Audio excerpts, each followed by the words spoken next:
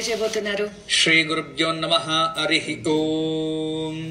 గురు బ్రహ్మ గురు విష్ణు గురుదేవో మహేశ్వరః గురు సాక్షాత్ పరబ్రహ్మ తస్మై శ్రీ గురువే నమః. గురువే సర్వలోకానాం విషజయ భవరోగిణాం నిదయే సర్వ విద్యానాం దక్షిణామూర్తయే నమః. ఆదిశేషాయ నమస్తుభ్యం అనంతబలదాయకం నమోऽस्तु పద్మనాభాయ నాఘానాం పతయే నమః. సర్వేభ్యో మహాజనభ్యో మాతృపితృదేవతభ్యో ఆచార్య దేవతభ్యో నమో నమః. హరి ఓం. దక్షిణాయన శ్రావణ మాస శుక్లపక్ష షష్ఠి.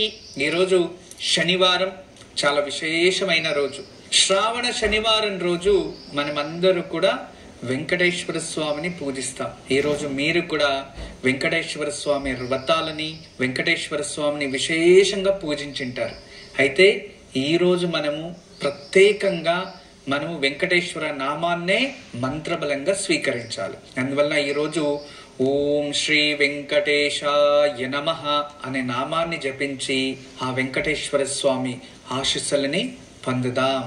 ఓం శ్రీ వెంకటేశాయ నమః. ఓం శ్రీ వెంకటేశాయ నమః.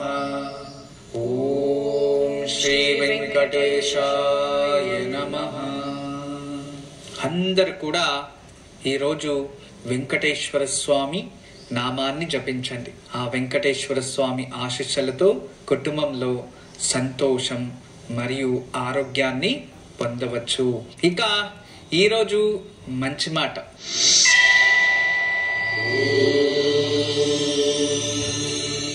మన జీవితంలో ప్రతి ఒక్కదాన్ని కూడా మంచిగానే స్వీకరించాలి. పూర్వీకులు కూడా ఇదే చెప్తూ ఉన్నారు. మన జీవితంలో ఏదైనా పొందాలి అంటే మంచి మార్గంలో పొందడానికే చాలా ప్రయత్నిస్తూ ఉంటాం. ప్రేమతో పొందితే, మంచి మార్గంలో పొందితే అది శాశ్వతంగా మనలో ఉండిపోతుంది. అది ప్రేమ అయినా, స్నేహమైనా, అనుబంధాలైనా. వైరాగ్యంతో లేదా శత్రుత్వంతో, ద్వేషంతో, కోపంతో ఏదైనా పొందితే అది త్వరలోనే మళ్ళీ దూరం అయిపోయి మళ్ళీ జీవితాంతం మీరు క్షోభ అనుభవించేలా చేస్తుంది. దీనికి అనుగుణంగా మీకు ఒక చిన్న మాట తెలియచేస్తా, జాగ్రత్తగా వినండి. మనకి ఏదైనా కావాలి. మగపిల్లలంటే నాకు మొబైల్ కావాలి, బైక్ కావాలి, కార్ కావాలి, లేదా అమ్మా నాన్న ఆస్తి కావాలి అంటూ తల్లిదండ్రుల పైన, లేదా పెద్దవారి పైన, లేదా మనకి సహాయం చేసే వాళ్ళ పైన గొడవ పడుతూ ఉంటారు, కోపగించుకుంటారు, వాళ్ళని బాధ పెడుతూ ఉంటారు. పరిస్థితుల్ని మీరు అర్థం చేసుకోకుండా వాళ్ళని బాధ పెట్టి, మీరు ఏడ్చి గొడవలు పడి ద్వేషంతో, కోపంతో లేనిపోనివన్నీ కూడా ప్రయత్నించి వాళ్ళ మనసు బాధ పెట్టి మీరు అనుకోండి లభించింది. లభించిన తర్వాత మీరు నేను గెలిచాను, నేను పొందేశాను, నేను అనుకోంది జరిగింది అని చాలా సంతోషపడుతూ ఉంటారు. కానీ నిజమైన గెలుపు మీదేనా? ఆలోచించండి ఒకసారి. ఖచ్చితంగా కాదు. మీరు గొడవపడి లేదో ఏదో విధానంగా, అది వస్తువు కావచ్చు లేదా ఇంకేదైనా కావచ్చు, పొందుండొచ్చు. మీరు దానివల్ల సంతోషపడిండొచ్చు, కానీ మీరు గెలిచినట్టు కాదు. ఎవరితో అయితే మీరు గొడవ పెట్టుకున్నారో వాళ్ళు ప్రేమతో, వాళ్ళు దయతో, మీ పైన కరుణతో దాన్ని మీకు గెలిచేలా లేదో మీ కోరికల్ని తీర్చింటారే గాని మీరు గెలిచినట్టు మాత్రం కాదు. అందుకే ప్రతి ఒక్కరు కూడా ఇళ్లలో పరిస్థితుల్ని అర్థం చేసుకోవడానికి ప్రయత్నించండి. గొడవపడి మీరు ఒకదాన్ని పొందితే అది ఖచ్చితంగా గెలిచినట్టు కాదు. దీంట్లో కూడా ఎదుటి వాళ్ళ ప్రేమ మాత్రమే కనబడుతుంది. వాళ్ళ ప్రేమతో మిమ్మల్ని బాధ పెట్టలేకుండా, మిమ్మల్ని ఏడిపించేది ఇష్టం లేకుండా, ఆఖరికి వాళ్ళు ఆ బాధని భరిస్తూ మీ కోరికల్ని ప్రేమతో తీర్చడానికి ప్రయత్నించుంటారు. కానీ మీరు దాన్ని అహంకారంతో నేను గొడవపడి పొందాను, గెలిచాను అనుకుంటే ఖచ్చితంగా అది తప్పు. ఈరోజు మంచి మాట. ఏదైనా ప్రేమతో పొందడానికి ప్రయత్నించండి. అది మీకు మంచిది, ఇతరులకి మంచిది. ఇక ఈరోజు సంప్రదాయ విచారంలో మనమందరూ కూడా ఈ చీమలు చూస్తూ ఉంటాము. వాటికి ఎక్కడైనా ఇళ్లలో వస్తూ ఉంటే చూస్తూ ఉంటే దానికి లక్ష్మణ రేఖ రాస్తూ ఉంటారు, లేదా చీమలు ఎక్కువైపోతున్నాయంటే దారిద్రం అంటూ ఉంటారు. ఇలా ఒక్కొక్కరు ఒక్కొక్క విధానంగా మీకు తెలిసిన విషయాల్ని పాటిస్తూ ఉంటారు. చీమల ద్వారా ప్రకృతిలో ఏం జరుగుతుంది అనే దాన్ని పూర్వీకులు తెలుసుకునే వాళ్ళంట. బయట విపరీతమైన ఎండ ఉంది అంటే అప్పుడు ఆ చీమలు ఇళ్ల లోపలికి ప్రవేశం చేస్తూ ఉంటాయి. ఎక్కడ చల్లదనం ఉంటుందో ఆ భాగంలో జీవిస్తూ ఉంటాయంట. చూడండి, అవి ప్రకృతిని అర్థం చేసుకొని స్థానాల్ని మారుస్తూ ఉంటాయి. అదే విధానంగా చీమలు ఎక్కడైనా కనబడితే కొందరు లక్ష్మి అంటూ ఉంటారు. సత్యమైన మాట. మన హిందూ సనాతన ధర్మంలో పూర్వం నుంచి వచ్చినది ఈ నల్లటి చీమలు వాటితో సంతతితో పాటు అంటే గుడ్డలతో పాటు అవి ఎక్కడైనా ప్రయాణం చేస్తూ ఉంటే వాటికి పరిపూర్ణంగా సహకరించాలంట. అది చాలా శుభం దాన్ని దర్శించుకుంటే. కానీ వాటిని హింస పెట్టడం చేస్తే మహాపాతకంగా మారుతుంది అని మన సనాతన ధర్మం చెప్తుంది. ఒక జీవి తన సంతతి పైన ఎంతో ప్రేమ పెట్టుకొని ఉంటుంది. అవును కదా, మనం కూడా మన సంతతి పైన ఎంతో ప్రేమ ఉంచుకో ఉంటాం. ఏదైనా ఆపత్కాలంలో మనకేదైనా పర్వాలేదు కానీ మన సంతతికి ఎటువంటి ఆపద రాకూడదు అని జీవత్యాగం చేసే మానవులు కూడా ఉన్నారు. అంత ప్రేమ సంతతిపై మనకే ఉంది అంటే ఇక జీవరాశులకి ఎలా ఉంటుందో ఆలోచించండి. చీమలకి కూడా అలాగే తన సంతతిపై అపారమైన ప్రేమ ఉంటుంది. ఆ సంతతిని ఒకవైపు నుంచి మరొక వైపు ప్రకృతిలో రక్షణ పొందడానికి అవి ప్రయాణం చేస్తూ ఉంటాయి. అటువంటి సమయంలో వాటికి హాని చేయడం కానీ లేదా వాటిని చంపడం కానీ చేస్తే మహాపాపమవుతుంది. దానివల్ల మీ జీవితంలో ఎప్పుడైనా మీకు చాలా అనుకూలమైన వారు మరియు చాలా ప్రేమ నిండిన వారు, మీరు ఎప్పుడు ప్రేమించే వ్యక్తులు కావచ్చు, వస్తువులు కావచ్చు, స్థలాలు కావచ్చు, వాటిని కోల్పోతారంట. అందుకే జాగ్రత్త వహించండి. ఎప్పుడు కూడా ఏ ఒక జీవరాశులు సంతతితో ఉన్న సమయంలో వాటిని గౌరవిస్తూ వాటికి ఎటువంటి ఆటంకాలు లేకుండా వాటిని జాగ్రత్తగా కాపాడుకోవడానికి లేదా వాటి నుంచి దూరంగా ఉండడానికి ప్రయత్నించండి. కానీ వాటికి ఎటువంటి ఆపదలు చేయకండి. అలా ఆపదలు మీరు చేస్తే మీ జీవితంలో ఏదో ఒక రోజు ఆపదలని అనుభవిస్తారు.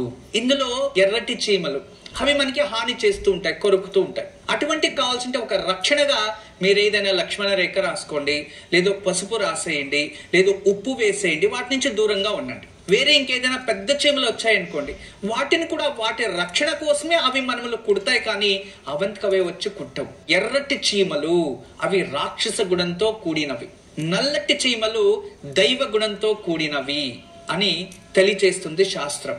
అంటే హాని కలిగించేవన్నీ కూడా రాక్షస తత్వంతో అంటే నెగిటివ్ తత్వంతో చూపించేవి. మరియు హాని చేయకుండా ఉన్న నల్లటి చిన్న చీమలు ఉంటాయి చూడండి, అవి మనకి శుభం కోరేవి అంటాయి. ప్రకృతిలో కూడా రెండు ఎనర్జీలు ఉంటాయి, ఒకటి నెగిటివ్ ఎనర్జీ, ఒకటి పాజిటివ్ ఎనర్జీ. అదే విధానంగా ఇక్కడ రాక్షస గుణత్వం ఉన్నవి రాక్షస తత్వానికి, దైవ గుణత్వం ఉన్నవి దైవతత్వానికి పోల్చుతారు మన హిందువులు. అందువలన ఈ నల్లటి చీమల నుంచి మీరు ఎప్పుడు కూడా వాటిని రక్షించడానికి ప్రయత్నించండి, కానీ వాటికి హాని చేయకండి. మరియు ఎర్రటి చీమలు మన పడుకునే చోటు కానీ మన ఇంట్లో కానీ మన చుట్టుపక్కల ఎక్కువ మన కంటికి కనబడుతున్నాయంటే శత్రువులు త్వరలోనే మీపై దృష్టి పెడతారు. శత్రువుల నుంచి మీకు ఏదో ఆపద ఉంది, జాగ్రత్త వహించండి అని శాస్త్రం చెప్తుంది.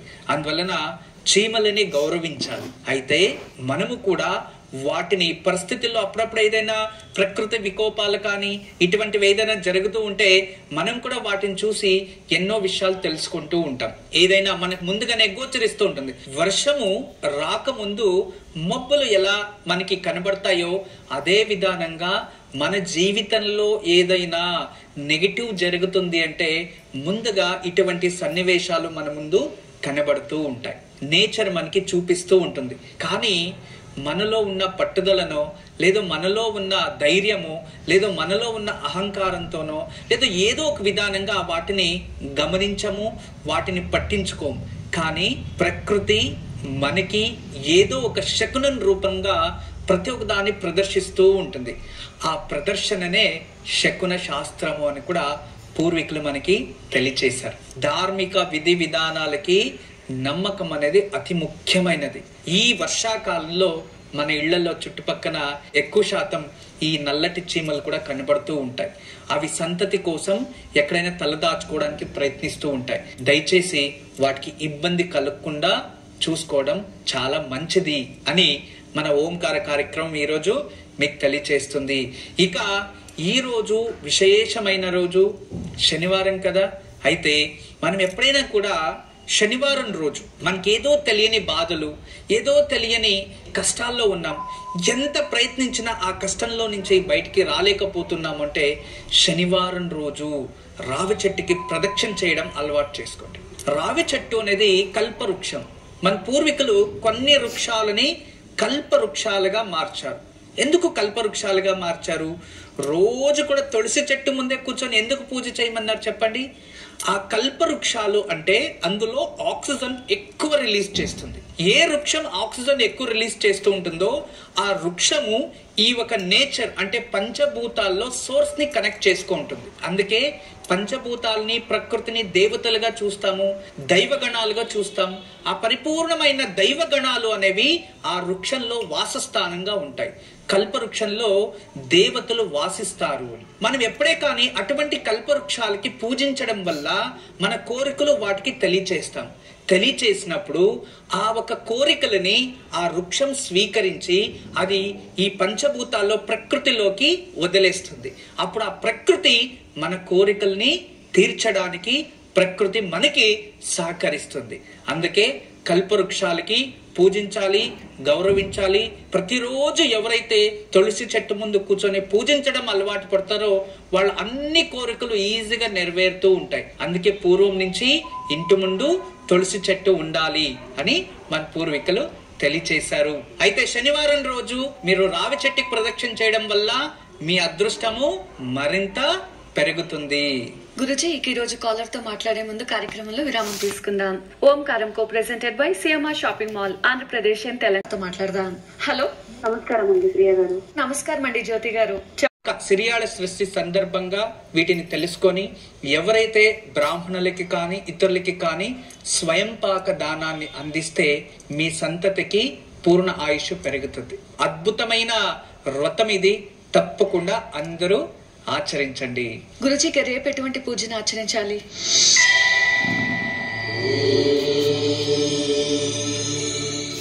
రేపు సప్తమి ఉంది, విశేషం.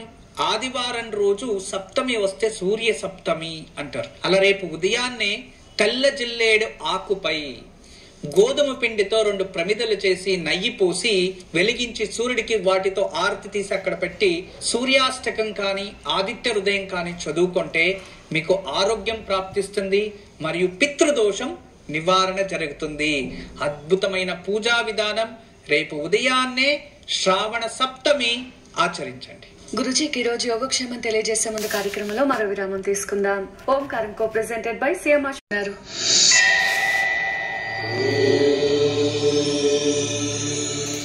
ఈ రోజు సాయంత్రం దివ్యమైన యోగక్షేమం. దగ్గరలో ఎక్కడైనా శనేశ్వర ఆలయం ఉంటే ఆవ నూనెతో అభిషేకం చేసిరండి. దీనివల్ల అపమృత్యు, అపకంటకాలు దూరం అవుతాయి. వీటిని అభిషేకం చేసిన తర్వాత ఇంటికొచ్చి స్నానం చెయ్యాలి అనే వ్రత నియమాలు ఏమీ లేదు. ప్రశాంతంగా ఇంటికొచ్చి ఇంట్లో వచ్చి దేవుడి దీపం వెలిగించుకోవచ్చు. శనేశ్వర స్వామికి అభిషేకం మాత్రం దేవాలయంలోనే ఆచరించాలి. లేదు ఇంట్లోనే ఆవ నూనెతో పరమేశ్వరుడి ముందు దీపం వెలిగించి మృత్యుంజయ మంత్రాన్ని జపించిన ఈ ప్రతిఫలం ప్రాప్తిస్తుంది.